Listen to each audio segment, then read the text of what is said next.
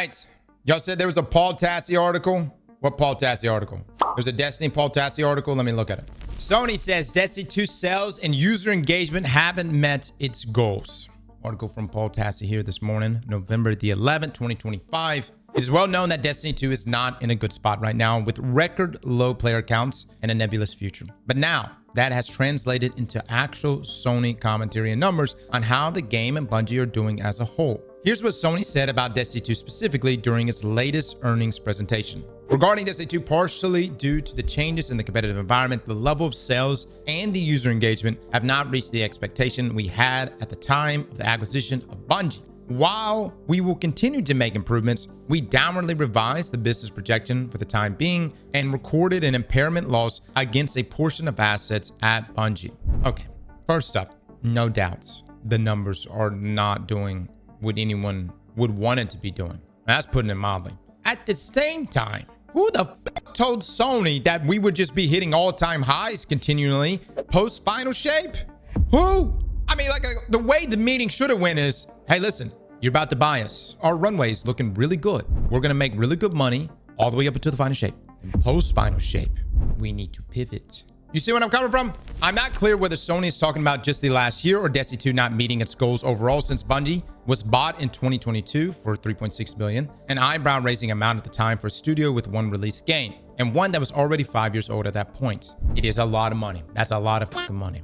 However, if the pitch was, listen, we're going to make a Destiny 3, we're going to make a Destiny show, and the execution is the most important thing, because you can say what you're going to fucking do, but execution is the most important thing. Why Sony looked at them and said, you're going to make Destiny 2 for the next however fucking decade long from this point on, plus all these other incubation projects, that sounds like a good idea. Blows my mind. Now, since Sony bought Bungie, Destiny 2 has released the much derided Lightfall expansion, but at the time, it attracted record concurrent players. Its grand finale, the Final Shape, was extremely well received by players and had almost the same higher player counts. And I'm pretty sure Final Shape was the highest Metacritic score, I want to say, of any expansion Bungie's ever done. The Final Shape was back in June 2024. However, over a year ago, and since then, Bungie released The Edge of Fate, its first post-Final Shape expansion, which did about a third of the Final Shape's peak concurrents. Then, in the period that followed that no longer contained actual seasons, with games scaling way back, player counts crashed to record lows. What Sony is saying, however, is that the impairment loss, which is $204 million, does not mean Destiny 2 lost that much. It means that Sony is revisiting its valuation of Bungie itself and thinks it's worth $204 million less. Okay, so it's an accounting thing. It's a great point you bring up. Renegades has to hit, not just for the sake of Destiny, but for the sake of this Sony or this Star Wars collab. It'll look bad on both, is what I'm saying. I tell you, the things that do give me some slight hope is seeing people like Michael Salvatore coming back to work on like music and stuff. And I know people are gonna be like, Carlos, it's just fucking music, but that man was living in retirement. I'm sure he didn't have to come back, but something must have piqued his interest there for him to return. All right, this is not terribly surprising. Almost everyone would probably agree that paying $3.6 billion for Bungie was way too high, given its singular aging game and reliance on future unproven titles like the long just stated marathon. There was also what I would argue was an unreasonable expectation that Bungie would somehow figure out how to coach a bunch of single-player Sony studios on how to make live service games. When they did so with Naughty Dog's The Last of Us Factions, that studio came to the conclusion that they did not want to maintain a live service game given all that it involves. I mean, yeah. Look, if you're good at something and like that's what you, and like not even saying good, like fucking Naughty Dog. If you're great at it, why pivot to something unknown? Especially a live service, given the climate of how people feel about live service games. That one just made no sense to me.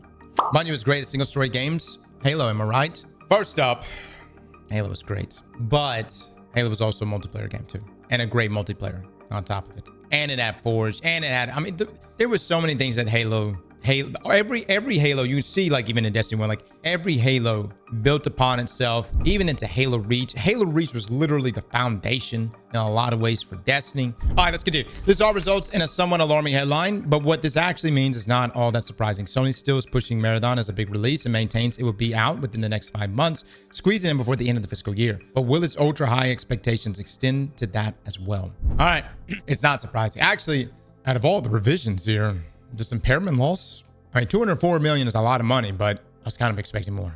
You know, we'll see what happens in the future. But I was actually expecting, you know what I'm saying? Between Gummy Bears, Marathon Delay, you know, what Destiny 2 is doing now. Give it time, it will be more. Look, I know it can save Destiny right now. See, I used to play a game called RuneScape, and they made a lot of fuck-ups. And eventually, they said, hey, what if we launch an old school version of our game? We'll continue developing both games, but we'll see which one actually hits. An old school RuneScape launches, and suddenly everyone is playing old school over RuneScape 3. And for good reason. It was exactly what we wanted. Now, how does this tie back into Destiny? I'm here yet again, asking you to consider a Destiny Classic. Roll it out over a year time frame. And when I say a year time frame, like a year, maybe a year and a half, but not 3 years. Definitely not 3 years. But roll it out with the original sandbox. Not what D1 is today, the original sandbox. When Soros Regime was its most powerful.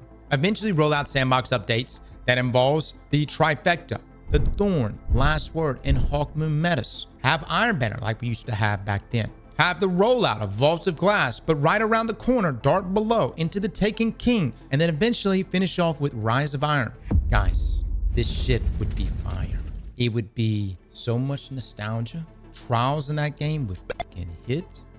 No, it won't. Listen, I love you guys. I love you guys enough to listen to your shitty opinions as well. But I'm right. And Destiny Classic would fucking hit. We would post record numbers on Steam if it rolls out exactly. Actually, matter of fact, Bungie, I'll go ahead and say this right now. Bungie, I will move to fucking Seattle to lead Destiny Classic. This will be a side gig because I am convinced Destiny Classic would save everything. No, it needs the quality of life from Destiny 2. That's a great question. Hold on, that's a great question. If a D1 Classic was to launch, I wanted to have the same sandbox. When I say sandbox, I want you to be able to go into the side of Crucible and your Last Word can 3-tap like it could back in the day. Your Soros Regime absolutely shreds in Focus Fire. However, let me just ask you some questions. By the way, this is why in-game polls would be fantastic. Would you like loadouts like we have in Destiny 2 and Destiny 1? Would you like Mantle? That's a good one. That's a good one. Would you like to Mantle? Hold on. Keep talking here. Keep talking. Rather have a D3? Guys, I would rather have a D3 too. And so let me just say this. I would never want a Destiny Classic if it kept the possibility of a D3 ever being made. Okay? Completely agree with you. I hope a D3 eventually gets made. I have no idea. It would be wonderful. It needs to happen. Definitely, like bar none, everything I ever say, D3 has to happen. But what if Destiny Classic could be that bridge? What if it could be that thing that funds D3? All right? Cross, you would play Destiny Classic for a month and call it quits? No less. I would play the shit out of it. I would play the shit out of it. Look, here's the thing. I get it. All ye in the chat right now of little faith, that is fine. Obviously, you didn't play old school RuneScape. You didn't play RuneScape. You uncultured f***s. You don't know what it's like to drive the main game into the fucking ground. And then you have to pivot into your classic version of itself. That's okay. That's all right. You don't have a time machine. You can't go back and actually experience these things. So that's fine.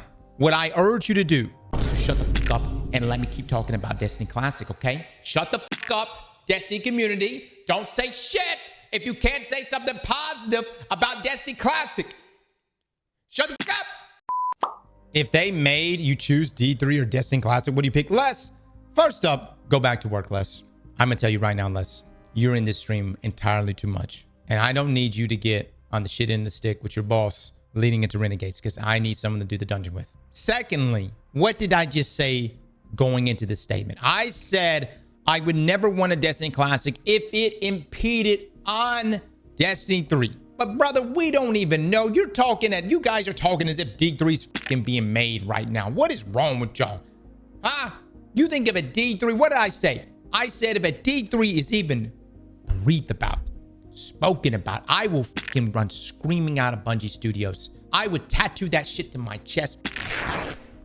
We don't know. Even the most copium takes. We don't know. We don't know.